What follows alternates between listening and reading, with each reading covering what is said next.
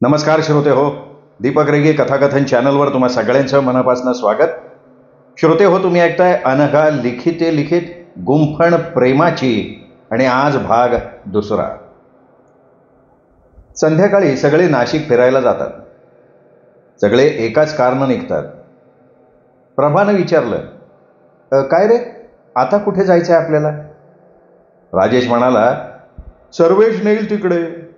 आपण कसं टोरंटोला जे दाखवलं ते त्यांनी बघितलं, आता ते नेतील तिथे जायचं.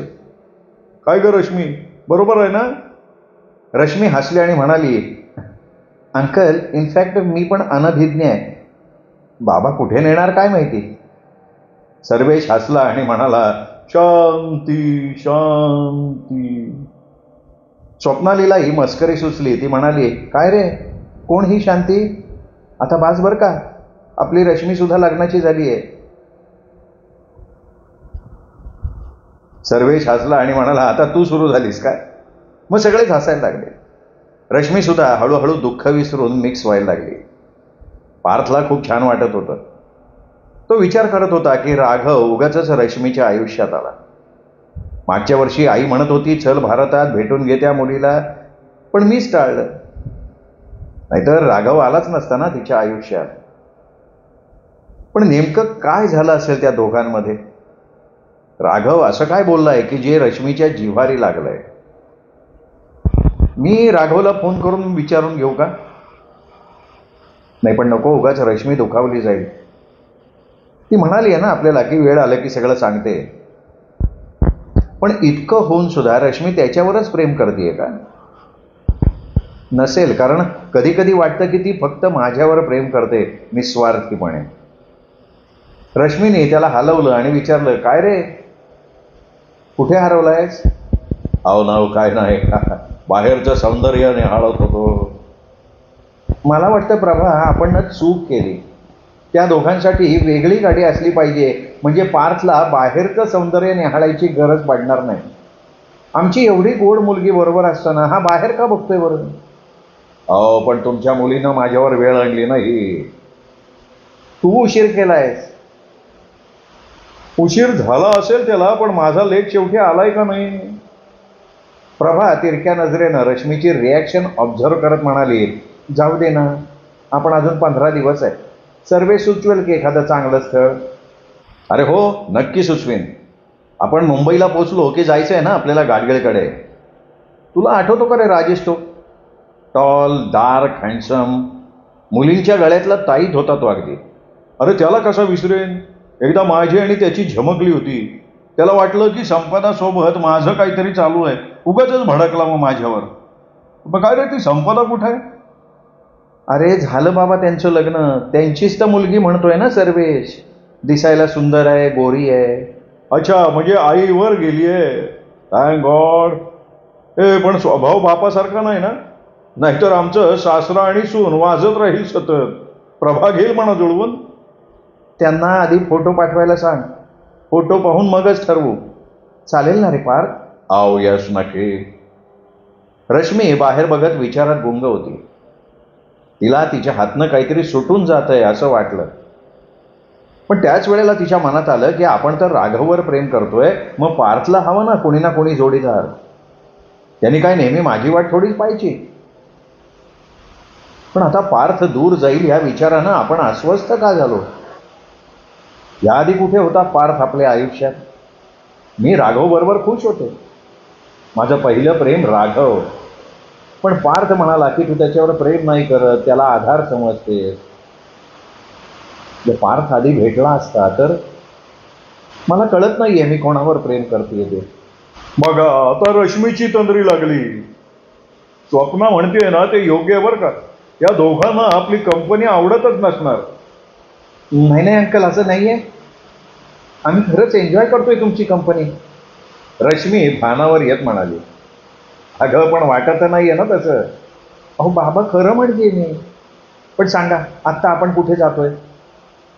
आपण आता तपोवनात. पंचवटीपासनं 1.5 किलोमीटर अंतरावर आहे तपोवन. तपोवन म्हणजे तपस्वी लोकांचं वन असं म्हणतात.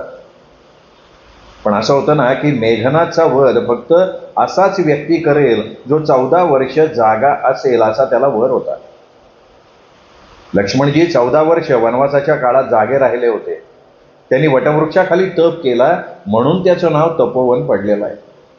तिथे त्यांचं एकमेव मंदिर आहे. शूर्पणखेचं नाक कापून ते गोदावरी नदीत फेकलं म्हणून या शहराला नासिका म्हणजे नाशिक असं नाव पडलेलं आहे.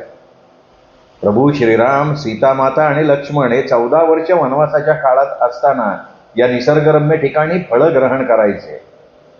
तपोवन म्हणजे दंडकारण्य आहे त्यावेळचं. या पवित्र परिसरात रामपर्णकुटी, लक्ष्मीनारायण मंदिर, जनार्दन स्वामी मंदिर अशी मंदिरं सुद्धा आहेत. सिंहस्थ कुंभमेळ्यादरम्यान या ठिकाणी साधूंचं वास्तव्य असतं. अहो यस यस यस रश्मी, आपण ते डोंगरगडला गेलो होतो. तिथे सुद्धा प्रभू श्रीराम ह्याच वनवासाच्या काळात राहायला गेले होते नाही का? त्या ऋषींचं नाव काय बरं सांगितलं होतं आपल्याला चैतन्याने? शरभंग ऋषी. म्हणजे महाराष्ट्रात काढली की काय त्यांनी 14 वर्ष. सगळेजण आता त्या ठिकाणी पोचतात. लक्ष्मण मंदिराचं सभामंडप छान होतं, मोठं होतं. एकीकडे शूर्पणखा मंदिर होतं. तिथे शूर्पणखेचं नाक कापताना लक्ष्मणाची भव्य अशी मूर्ती होती. लक्ष्मणांनी जिथे तपश्चर्या केली तिथे त्यांचं मंदिर होतं. पार्थ त्या वृक्षाचे फोटो घेत होता. हा फार प्राचीन वृक्ष आहे बरं का रे पार्थ. बाप रे, पण बाबा इतकी वर्ष न झोपणं कठीण आहे ना? अगं ते देव आहे, आपण सर्वसामान्य माणसं. आपल्याजवळ काही असं असामान्य नसतानाही आपण उगाचच गर्व करत बसतो. हा टोमणा सर्वेशनी स्वप्नालीला मारला होता, पण स्वप्नाली आपल्याच विश्वात दंग होते. अहो मेघनाद इतके शक्तिशाली होते, पण त्यांना असा वर का बरं दिला होता? सर्वेश, राजेश, रश्मी आणि पार्थ चौघे एकत्र बसलेले असतात सभा मंडपात गप्पा मारत. स्वप्नाली आणि प्रभा दोघी मस्त फोटो काढत फिरत फिरत बघत असतात इकडे तिकडे. अरे पार्थ, इंद्रजित हा रावणापेक्षा, कुंभकर्णापेक्षा शक्तिशाली होता. पण बाबा तो मेघनादबद्दल विचारतोय. अगं तेच की, इंद्रजित ही उपाधी मेघनादला स्वयं ब्रह्माजींनी दिली होती. त्यांनी इंद्रदेवाशी अंतरिक्षात युद्ध करून त्यांना बंदी बनवून लंकेला आणलं होतं. त्याने इंद्रावर विजय मिळवला म्हणून त्याला इंद्रजित असं म्हणतात. मग ब्रह्मदेवाने त्याला इंद्रदेवाला सोडवण्यासाठी वर मागायला सांगितला. ब्रह्मदेवानं वर मागायला सांगितल्यावर त्यांनी अमरत्व मागितलं. पण हे सृष्टीच्या विरोधात आहे असं सांगून ब्रह्मदेवाने हा वर द्यायला नकार दिला. पण मेघनाद ऐकेना. मग ब्रह्मदेव त्रासला आणि मग त्यांनी वर दिला की प्रत्येक युद्धाच्या सुरुवातीला जेव्हा जेव्हा तो आपल्या कुलदेवतेला एका गुप्त ठिकाणी यज्ञ अर्पित करेल तेव्हा तेव्हा त्या युद्धात तो अजेय राहील. पण जो व्यक्ती त्याच्या त्या यज्ञाचा भंग करेल तो व्यक्ती त्याचा वध करू शकेल, आणि ती व्यक्ती अशी असेल की जी सलग 14 वर्ष झोपलेली नसेल. म्हणून लक्ष्मण हाच तो एकमेव व्यक्ती होता जो 14 वर्ष झोपला नव्हता. कारण तो प्रभू श्रीरामचंद्र आणि माता सीतेच्या सेवा कार्यात होता, आणि म्हणून लक्ष्मण इंद्रजिताचा वध करू शकला. आता हे ऐकण्यासाठी स्वप्नाली आणि प्रभा सुद्धा येऊन बसल्या. वा वा वा, फार मस्त माहिती सांगितली हा अंकल तुम्ही. हे बघ, मला जेवढी माहिती होती आणि लक्षात होती तेवढी मी सांगितली. एखाद्या वेळेला सिक्वेन्स चुकला असेल, कारण कसं आहे, या पौराणिक गोष्टी कानोकानी पुढे येतात ना. त्या सांगणाऱ्यांच्यामुळे, ऐकणाऱ्याच्यामुळे त्या गोष्टी थोडे बदल होत असतात. हो हे बरोबर. आपण लहानपणी नाही का कानगोष्टी खेळायचो, तेव्हा ती गोष्ट पहिल्या व्यक्तीनं सांगितलेल्याच्या कितीतरी वेगळी होऊन जायची. रश्मी न राहून म्हणाली की बाबा, तुमचं हे रूप मी पहिल्यांदाच बघितलं. तुम्ही इतके दिवस एक गूढ व्यक्ती बनून होतात माझ्यासमोर, आणि आता माझे जायचे दिवस जवळ येत आहेत. तर से थँक्यू टू पार्थ रश्मी. त्यांनी मला माझी जागा दाखवली, मला पुन्हा माणसात त्यांनी आणलाय. मी होतो पैशाच्या मागे, आणि उरलेल्या वेळात माझ्या रश्मीच्या आठवणीत. मी स्वप्नालीला सुद्धा वेळ नाही देऊ शकलो. राजेशने त्याला जवळ घेतला आणि म्हणाला, अरे end good is all good. Rashmi, तुझे जायचे दिवस जरी जवळ आले असले ना तरी तुझं सासर इथे मुंबईतच आहे. मग काय आपण कधी भेटू शकतो ना एकमेकांना. तू माहेर येऊन राहू शकतेस. पण एक सांगतो की आता आपण मनानं दूर नाही जाणार. पहिल्यांदा सर्वेशने रश्मीला आपली मुलगी या नात्यानं मायेनं जवळ घेतलं, डोक्यावर थोपटलं. रश्मी विचार करत होती की जर पार्थ नसता तर हे कधीही शक्य झालं नसतं. ती विचार करायला लागली की राघवच्या आई वडिलांनी मला नाकारलंय हे बाबांना सांगितल्यावर वाईट वाटेल का ते सुद्धा तसाच विचार करतील की मी कोणाचं तरी पाप आहे. या विचारानं तिला चक्कर आली आणि ती चक्कर येऊन खाली पडली. रश्मी स्वप्नालीच्या शेजारी बसली होती, त्यामुळे तिने रश्मीचं डोकं मांडीवर घेतलं. पार्थनं पटकन बाटलीतलं पाणी तिच्यावर शिंपडलं. रश्मी शुद्धीवर आली. कसं वाटतंय रश्मी बेटा? एक्झर्शन होत आहे का? रश्मी मानेनंच हो म्हणाली. सर्वेश, मला वाटतं आपण आता निघायला हवं. हिला विश्रांतीची गरज आहे. Okay, let's go. मी गाडी घेऊन येतो.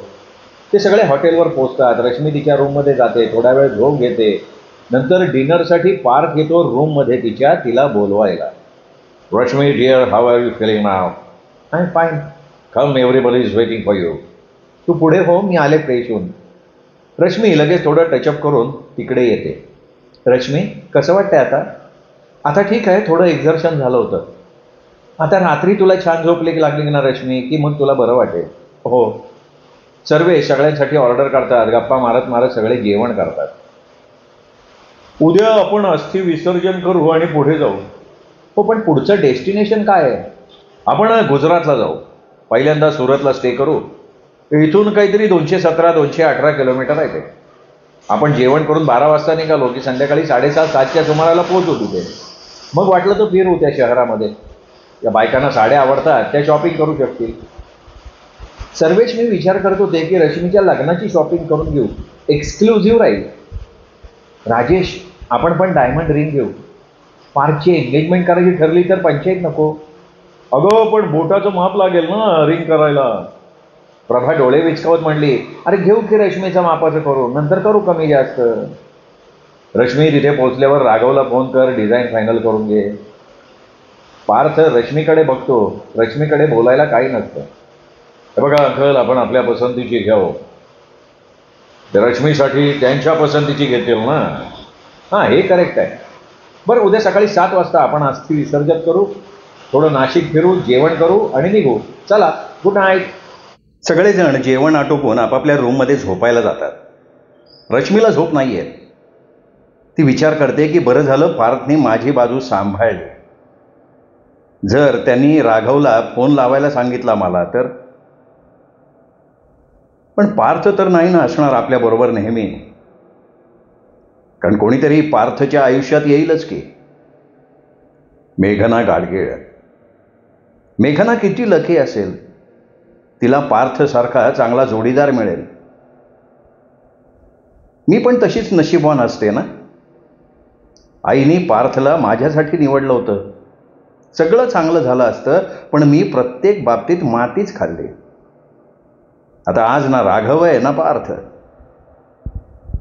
किती प्रेम करतो तो आणि मी मात्र त्याच्याकडे दुर्लक्ष. पण आता संपलं सगळं. एकतर कोणीतरी अनोळखी मुलाशी मला लग्न करावं लागेल. ते पण तोपर्यंत चांगलं राहील जोपर्यंत माझ्या जन्माची सत्यता समोर येत नाही तोपर्यंत. त्यापेक्षा मी लग्नच नाही ना करत. पण मग हे आईवडील माझ्या निर्णयाला मान देतील? बहुतेक नाही देणार, कारण ते काही माझे जन्मदाते नाही आहेत. ते कशाला मला समजून घेतील आणि त्यांनी का समजून घ्यावं? मी वेगळे राहिले तर बरं होईल, पण याच शहरात. म्हणजे श्वेता, अनिकेत, नची, चैतन्य यांची भेट तरी होईल. मग कधी ना कधी राघवची भेट होईल किंवा त्याचा उल्लेख होईल. त्याचंही होईलच की लग्न. कोणीतरी त्यालाही चांगलीच भेटेल, जिला स्वतःचे आईवडील असतील. म्हणजे ती माझ्यासारखी नसेल. या सगळ्या विचारांनी रश्मीला खूप रडायला येतं. आज तर बरोबर सिंधुमा सुद्धा नाही येत माझं मन मोकळं करून सांगायला. रागारागात मी फोन पण न घेता आले. ॲटलिस्ट श्वेताला तरी फोन केला असता. रश्मी हमसून हमसून रडायला लागली. रडता रडता कधी झोप लागली कळलंही नाही तिला. दुसऱ्या दिवशी बाबांनी सांगितलं होतं त्याप्रमाणे ती तयार होऊन त्यांच्या रूममध्ये गेली. तिचे आईवडील तयार होते. बरं वाटतंय का आता? हो आई. बरं, बॅग तयार ठेवलीस ना, आपण चेकआउट करतोय. ओके, मी येते आवरून. ती जायला निघते तेवढ्यात राजेश आणि प्रभा येतात. त्यांच्याबरोबर पार्थ नसतो. हे Rashmi, good morning. Good morning. ग, तू कुठे निघाली आहेस? मी माझी बॅग घेऊन येते. ओके. रश्मी तिच्या रूममध्ये आली, बॅग घेऊन निघाली. तेवढ्यात तिची आई आलीच तिला बोलवायला. मग त्या दोघीही बरोबरच निघाल्या. पार्थ बाहेर कारमध्ये बसलेला होता. ड्रायव्हरने सगळ्यांच्या बॅग्स पार्थच्या गाडीत ठेवल्या. रश्मी बसल्यानंतर ते रामकुंडला जायला निघाले. अवल, खूप रडलीस वाटतं रात्री. तुला कसं कळलं? अगं, डोळे बोलतायत की. काय झालं, तुला राघवची आठवण येते का? नाही रे. पार्थ तिला हसवण्यासाठी म्हणतो. मग काय, माझी आठवण येत होती? अगं, मी इथं बाजूलाच होतो, आवाज दिला असता असं लगेच आलो असतो. अरे, तू आज आहेस. आज तू येशील रे, मी आवाज दिल्याबरोबर, पण उद्या? त्यामुळे मी नको ना असं डिपेंड राहायला कोणावर. अहो, पण झालंय काय? जाऊ दे ना. आता मी आणि तू आहे. तू आहेस तोपर्यंत तुझ्यासोबत तुझ्या मनानं राहीन. नंतर तुझं लग्न झाल्यावर आपले मार्ग वेगळेच होतील. ठीक आहे, पण मला हसणारी रश्मी आवडते. तुला ते शक्य आहे का? पार्थ एका रेस्टॉरंट समोर कार थांबवतो.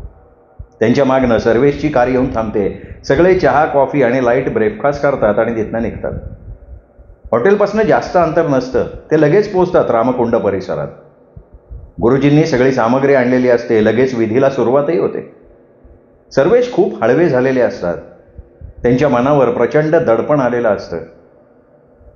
ते मागचे दिवस त्यांच्या डोळ्यांसमोर तरळत असतात. स्वप्नालीच्या ते लक्षात येतं आणि ती पटकन त्यांचा हात धरते. बाबा, नका ना ओरडू. तुमच्या रश्मीला वाईट वाटेल. तिला तिचा पुढचा प्रवास शांतपणे करू द्या ना बाबा. सर्वेश मान डोलावतात. रश्मी त्यांना त्यांच्या खिशातनं रुमाल काढून देते. ते डोळे टिपतात. विधी झाल्यावर मग जड अंतःकरणानं तिथून निघतात. मला वाटतं सर्वेश इथे फारच इमोशनल होतोय. त्याला यातनं बाहेर काढलं पाहिजे. त्यामुळे आपण इथे थांबायला नको, आपण सुरतला जायला निघूया. राजेश, तू बरोबर बोलतोयस. मगाशी त्याच्या मनावर खूप दडपण आलं होतं आणि डॉक्टर म्हणालेत की असं दडपण नको यायला. आपण निघू इथनं, म्हणजे तो यातनं लवकर बाहेर पडेल. नाही नाही ग स्वप्ना, नाही. मला खूप वाईट वाटत होतं, म्हणजे गिल्टी फील होत होतं. जुन्या आठवणी जाग्या झाल्या, त्यामुळे असं झालं. मी ठीक आहे. इथे काही पाहायचं नाही आहे का रश्मीला आणि पार्थला? अहो नव अंकल, निघूयात की आपण? हो बाबा, निघूयात. ठीक आहे, मग चला. पार्थ 11 वाजायच्या सुमाराला एखाद्या रेस्टॉरंट समोर थांब. रश्मी, काही वेळ तू कार चालव. हो नो, ठीक आहे अंकल. ते सगळे पुन्हा निघाले. तेवढ्यात फोन वाजला. पार्थनी फोन बघितला. श्वेताचा फोन आहे रश्मी, तुझ्यासाठी असणार. तू बोलून बघ ना, ती काय म्हणते. माझ्याशी बोलायचं असेल तर मग दे मला. पार्थ फोन स्पीकरवर टाकतो. हॅलो. अरे काय रे, कुठे आहात तुम्ही दोघं? आमच्या रश्मीला लग्न करून टोरंटोला तर नाही ना नेलंस? मी तर न्यायला आलो होतो तिला, पण तिला इथेच राहायचं आहे तुमच्या ग्रुपमध्ये. आहे कुठे ती? तिचा पत्ता नाही, राघवचा पत्ता नाही. ट्रीपवरून आल्यावर सगळे विसरले वाटतं. अगं श्वेता, तुला कसं विसरेन? अगं आमची फॅमिली ट्रिप सुरू आहे. साधारण 10-15 दिवस लागतील. माझा ऐनवेळी ठरलं, त्यामुळे मी फोन न घेता आले. विसरले अगं घरी. आम्ही कालच निघालोय. मग तुझं राघवशी सुद्धा बोलणं झालं नसेल ना? अगं तो सुद्धा तुला ट्राय करत असेल. अगं पण तुझ्याजवळ जसा पार्थचा नंबर आहे तसा त्याच्याजवळ पण आहेच की ग श्वेता. अगं माझा फोन तो रिसीव्ह नाही करत आहे आणि आता तुझा फोन लागला नाही म्हणून मी पार्थला लावला. बाय द वे, तू एन्जॉय कर, मी डिस्टर्ब नाही करत. हे श्वेता, तुझ्यासाठी काय आणू? आईनं माझ्या लग्नासाठी लेहंगा वगैरे खरेदी करणार आहे. तुझ्यासाठी आणू? अरे हो यार, नक्की आण. तिथे गेल्यावर मला कॉल कर, मी गुगल पे किंवा पेटीएम करेन. हे बघ, ते आल्यावर बघू. हां, मी दाखवेन, तू सिलेक्ट कर. आणि हो, तुला अजून काही घ्यावंसं वाटलं इतर ठिकाणचं स्पेशल तर नक्की घे. Thank you dear. ओके, चल बाय. एवढं बोलून रश्मीने फोन ठेवून दिला. तुमच्या ग्रुपमध्ये ना रश्मी, ही श्वेता सगळ्यात मस्त मुलगी आहे. प्रत्येक नवीन दिसणारा मुलगा तिला आवडतो का? नाही, असं नाही रे. तू आवडलास, पण तुझ्यापेक्षा बेटर ऑप्शन दिसला की मग तुला टाटा बाय बाय. बाकी काही प्रॉब्लेम नाही तिला, ती एकदम मस्त आहे. राघव नेहमी चिडवतो तिला, आज रवी तर उद्या आवी. त्याचं याच्यापेक्षा वेगळं काय आहे? पार्थ असं म्हटल्यावर रश्मी शांत झाली. आय एम सॉरी, मी उगाचच बोललो. नाही, तू म्हणतोस तसंही असेल बहुतेक पार्थ. मी कशाला त्याची आठवण काढली? श्वेतासारखा तो सुद्धा तुझ्या मोबाईलवर फोन करू शकत होता का नाही? जाऊ दे, येईल, वाट बघू. बरं मला सांग, तुला कशी मुलगी हवी लागणारा? म्हणजे मला कळेल ना की मेघना तुझ्यासाठी योग्य आहे का नाही. मला तुझ्यासारखी. अरे मी तर कोणाच्या तरी पापाचं फळ आहे रे. तुला आपण चांगली मुलगी बघू, म्हणजे पुढे मुलं सुद्धा चांगली होतील. न राहून रश्मी बोलून गेली, पण तिला रडू आवरलं नाही. पार्थने तिचा हात हातात घेतला. मला नक्की सांगशील काय झालंय तुमच्यामध्ये? हे बघ रश्मी, जोपर्यंत तू तुझं मन मोकळं नाही करणार, आपली ट्रीप अशीच वाया जाईल बरं का. तू बोललीस ना माझ्या मनाप्रमाणे वागशील, मग सांग बरं काय ते. हो. तेवढ्यात सर्वेशची गाडी एका रेस्टॉरंट समोर थांबली. मग त्यांच्या मागे पार्थनी पण थांबवली. रश्मी उतरून पुढे गेली. तेवढ्यात पार्थचा फोन वाजला. श्वेताचा फोन होता, त्यांनी उचलला. हॅलो. अरे रश्मी आहे का आसपास? नाही ग, काय झालंय? मला सुद्धा कळत नाही आहे नक्की काय झालंय रश्मी आणि राघवच्या मध्ये. का तो काय बोलला का? अरे बोलायला तरी फोन तर घेतला पाहिजे ना. मग? अरे राघवची आज एंगेजमेंट झाली आहे. व्हॉट? This is impossible. अचानक रश्मीला न सांगता?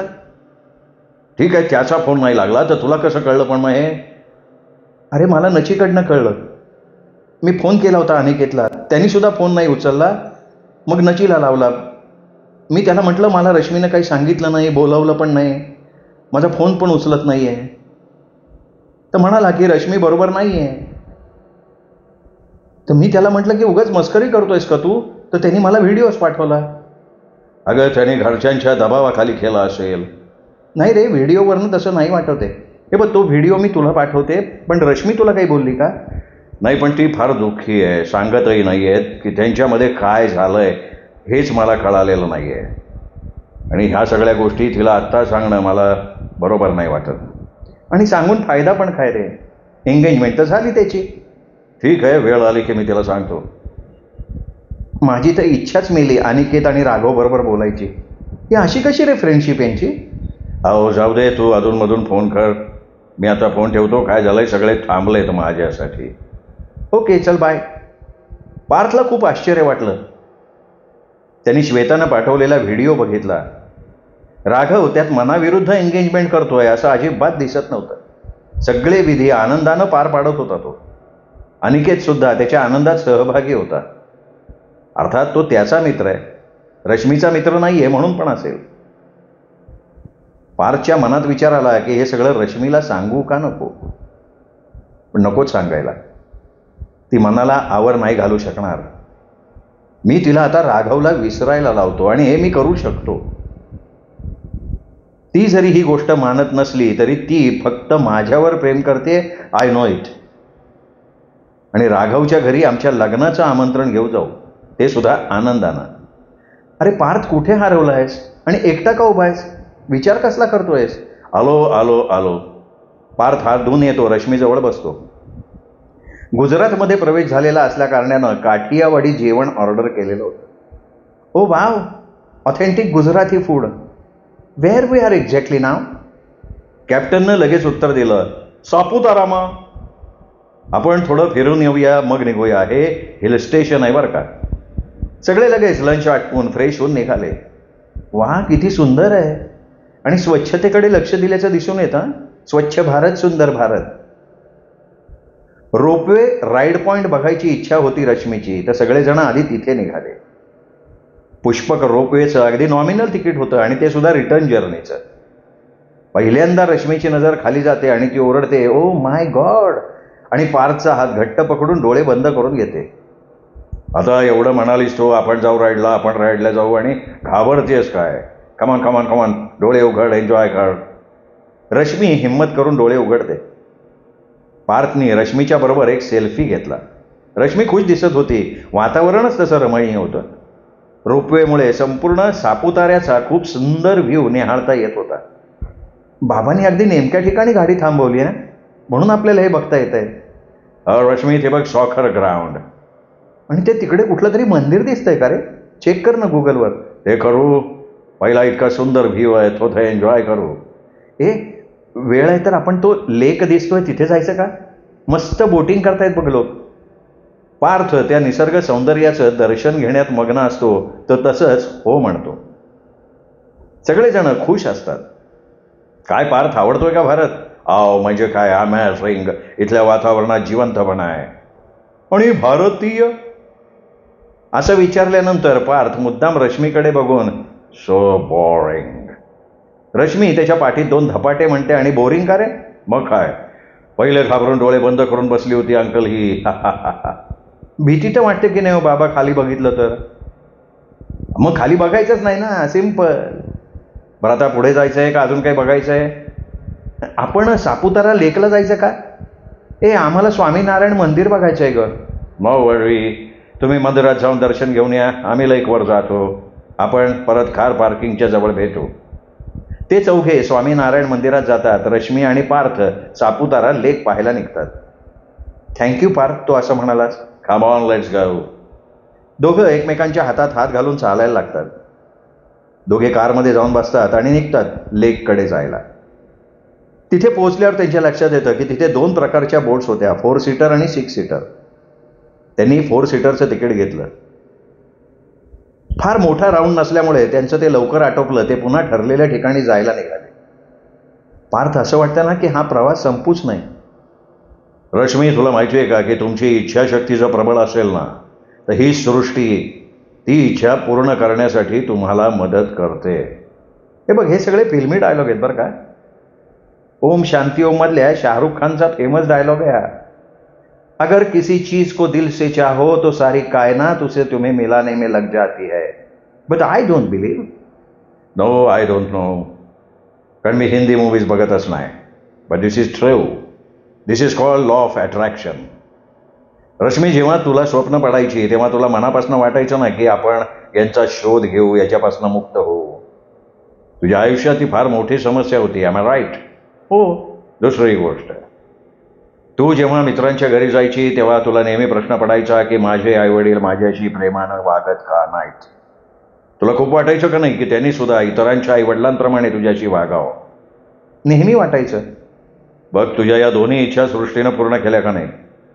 तुमच्या ग्रुपमध्ये अचानक चैतन्याचं येणं, तो त्याच गावचा असणं, आपलं तिथं जाणं, रश्मीचा शोध, आणि आज आपण तिच्या अस्थीचं केलेलं विसर्जन, हे सगळं काय मला सांगणार?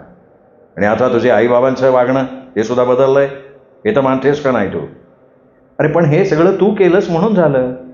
मी तेच म्हणतोय ना की सृष्टी त्या गोष्टी त्याच्या वेळी घडवून आणते. तुझं टोरॅन्टोला न येणं म्हणून माझं तुझ्यासाठी भारतात येणं, केवळ तुझ्याबरोबर वेळ स्पेंड करता यावा म्हणून मी डोंगरगावला येणं, आणि बाकीचं पुढचं तुला सगळं माहिती आहे. पण मग तुझी इच्छा होती की माझ्याशी लग्न करायची, ती प्रबळ नव्हती का? नाही, माझी इच्छा प्रबळ आहे आणि अजून कुठे चान्स गेलाय. माझा पूर्ण विश्वास आहे लॉ ऑफ अट्रॅक्शनवर, आणि ते युनिव्हर्सल ट्रूथ आहे. राघव तुझ्या आयुष्यात फक्त तुझा प्रॉब्लेम दूर करण्यासाठीच होता. मला तर वाटतं की सर्वेश अंकलनी तुला पडणाऱ्या स्वप्नांचा उलगडा केला असता तर तू राघवकडनं ती अपेक्षा केली नसती. Am I right? बहुतेक तू म्हणतोस ते एका अर्थानं बरोबर आहे. मी राघवला कन्फर्मेशन द्यायला बराच वेळ लावला होता, आणि शेवटी मी विचार केला होता की राघव व्लॉगिंग करायला फिरतो, तो हा प्रश्न सोडवू शकेल. तो प्रयत्न पण करत होता, तो प्रेम करत होता ना माझ्यावर. मग अचानक असं का झालं रे? That's only attraction and not love. आपल्याला सुंदर गर्लफ्रेंड असावी, जिच्याबरोबर लाईफ एन्जॉय करता यावं, आणि मग तिच्याबरोबर लग्न करायचं, आनंदानं संसार करायचा. That's all. पण मी आता सुंदर नाही आहे का? त्याला माझ्यापेक्षा कोणी सुंदर मुलगी भेटली असेल? रश्मीचे डोळे अश्रूंनी भरून आले. खरं तर राघवला मुलगी भेटली होती आणि तो रश्मीला विसरून एंगेज पण झालेला होता. पार्थला हे माहिती होतं. पार्थने रश्मीला जवळ घेतलं. ती त्याच्या मिठीत रडायलाच लागली. त्यांनी प्रेमाने तिच्या डोक्यावरनं हात फिरवला. रश्मी, तू त्याच्यासाठी बनलेलीच नाही आहेस. तू फक्त आधाराला प्रेमाचं नाव दिलं होतंस. तो तुझ्या आयुष्यात येण्याआधी तू चांगलीच जगत होतीस, हसत खेळत. पण आता तुला आधार तुटल्यासारखा वाटतोय. पण आता तुझे आई वडील आहेत ना तुझ्याबरोबर, आणि मी सुद्धा. अरे पण काहीच दिवस, मग तूही जाशील. तू जाऊ दिलं तर मला जावंच लागेल. एवढं बोलून पार्थ तिला जवळ घेतो. रश्मीला त्याच्यापासून दूर जायची अजिबात इच्छा नसते. त्या दिवशी राघव असताना सुद्धा तिला पार्थ हवा होता. ती मनावर नियंत्रण नव्हती ठेवू शकली. आज सुद्धा तिला दूर व्हायचं नव्हतं. दोघेही जगाला विसरून आपल्या विश्वात रमले होते. कारला ब्लॅक ग्लास असल्यामुळे येणाऱ्या जाणाऱ्यांना दिसत नव्हतं. तशी एखाद दुसरी कार पास होत होती. थोड्याच वेळात काचेवर टकटक झाली. ती एकदम दचकली, भानावर आली. अरे एवढी का घाबरली? सर्वेश अंकल आहेत. तिने खिडकीची ग्लास खाली केली. आता डायरेक्ट सुरतला जाऊयात, ओके? पार्थने थम्सअप केलं, गाडी स्टार्ट केली. रश्मी, कल्पना विश्वात रमली होतीस काय? हो. रश्मी उघड्या डोळ्यांनी स्वप्न बघत होती आणि आता तिच्या विश्वात फक्त पार्थ होता. तिला समजत नव्हतं की राघववर आपला फक्त राग आहे, पण तरी सुद्धा आपण का दुःखी आहोत. आता जर आपण पार्थला स्वीकारलं तर तो हेच समजेल की राघवच्या आईवडिलांनी मला नाकारलं म्हणून मी त्याला हो म्हणते. जर त्यांनी मला मंजुरी दिली असती तर मला राघव माझ्याबद्दल काय विचार करतोय हे फार उशिरा कळालं असतं. मग त्यावेळी आमचं नातं डगमगलं असतं. पार्थ म्हणतोच आहे ना की जे होतं ते चांगल्यासाठी. पण यात राघवचं चांगलं झालं. त्याने किती सहजपणे नातं तोडून टाकलं. रश्मी कारमधनं बाहेर बघत होती. तिने हळूच रुमालानं डोळे पुसले. मनात पक्का निश्चय केला की आता मी विचार करणार नाही. आणि तिच्या तोंडून अस्फुटपणे निघालं, आय हेट हिम. पार्थनं ऐकलं पण न ऐकल्यासारखं केलं आणि मुद्दाम तिला विचारलं, तू काय म्हणालीस का? नाही रे, नाही. असं म्हणून रश्मीने डोळे मिटले. काही वेळानं सुरतमध्ये प्रवेश केल्यानंतर सिग्नलला गाडी थांबली. बाजूला सर्वेश अंकलची कार. आता आम्हाला फॉलो करा असं सर्वेश अंकलने पार्थला सांगितलं. सिग्नल सुटल्यावर पार्थ त्यांच्या मागे जायला लागला. रश्मीला जाग आली. तिने फेस फ्रेशनर वाईप्सनी चेहरा क्लीन केला, केस नीट केले, टचअप करण्यासाठी लिपस्टिक लावली. मुंबईहून निघाल्यापासून पहिल्यांदा तिने स्वतःवर फोकस केलं होतं आणि हा बदल पार्थला खूप आवडला. पार्थ तिच्याकडे बघून म्हणाला, तू अशीच राहत जा बरं का नेहमी. तिने हसून त्याच्या खांद्यावर डोकं ठेवलं. पार्थ म्हणाला, रश्मी, तुला जे नक्की हवंय त्याचाच विचार कर. You need lots of love. श्रोते हो, हा होता दुसरा भाग गुंफण प्रेमाचीचा. तिसरा भाग उद्या. तोपर्यंत नमस्कार.